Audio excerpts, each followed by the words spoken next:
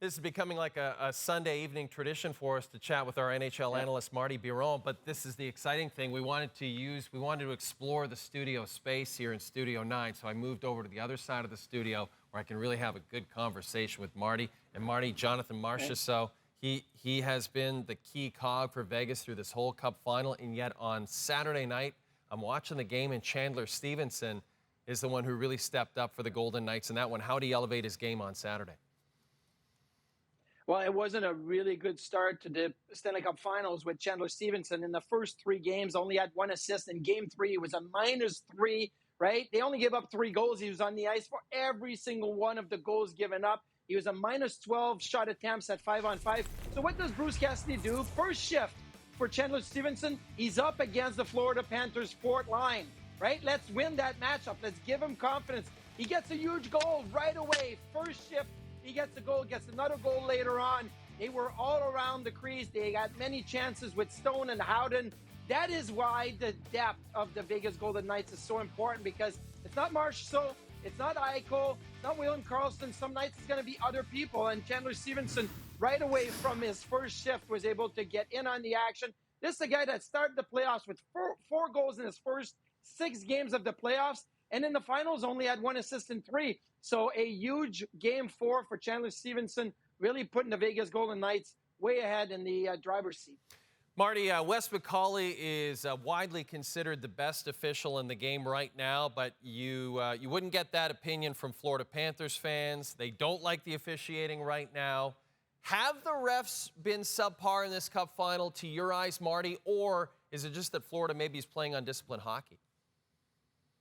Well, first of all, I never like to criticize the referees because it is a tough job. When I was a goalie, I used to yell at them all the time. They'd yell at me back. But now I don't want to do that. On this side of the ledger, I don't want to criticize the referee, but they have been some inconsistencies from game to game. Like in Game 3, there's 15 penalties called in the game, right? In Game 4, there was only 1 minor penalty called until Pietrangelo took the delay of game penalty, and then there was some pushing and shoving at the very end. But so those are the inconsistencies. But most important is Florida, number one, they gave up 2 power play goals in Game 1, 2, and 3, but they haven't scored on the power play yet. They're 0 for 13, and at the end of Game 4, when they got the power play, they needed to make something happen. So I feel like Florida doesn't really know where to stand right now when it comes to the officials. If they do too much, they're getting called. They're given 10-minute misconduct. They're being thrown out of the game.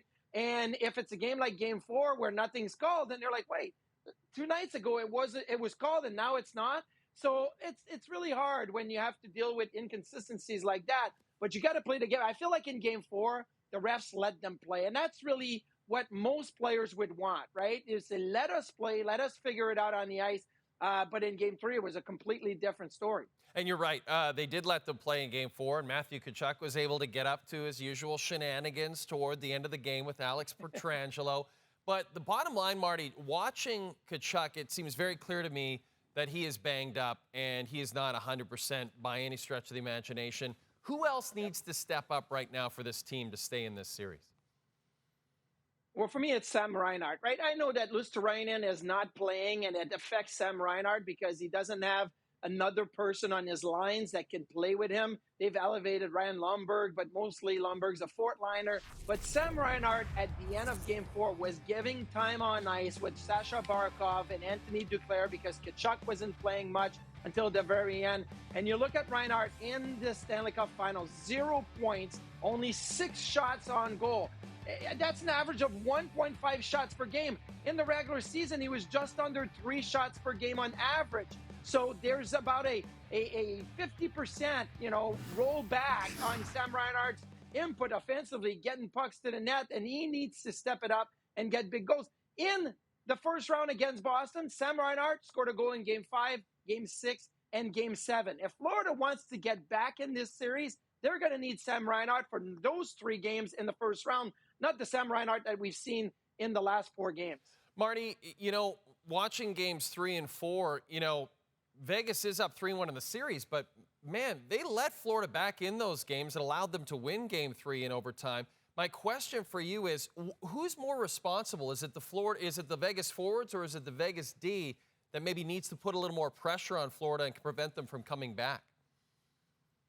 Yeah, I'm going to say it's the Vegas D. I think this group of defense with the Vegas Golden Knights is one of the best group of 6 defensemen in any team in the National Hockey League. But what you're seeing right now is that when they get up with a lead, they don't try to make tape passes. They don't try to get into transition. They don't support the attack on the rush. They don't pinch on the wall. They just get the puck. They go off the glass and out. They give it back to Florida, and then Florida comes back in and counterattack. And all of a sudden, you're under pressure and you're spending too much time in your zone. So you got Pietrangelo, right? Cup winner with St. Louis. You got Alec Martinez, Cup winner with the LA Kings. He actually scored overtime game-winning goal, Game 5 against the Rangers in 2014. And what does that do? He did that on the rush. He did that supporting the attack. So I know that when you're up 2-0, sometimes 3-0, you back off.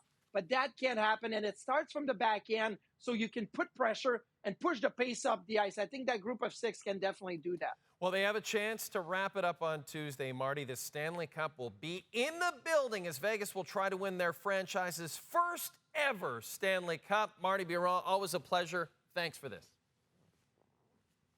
Here we go.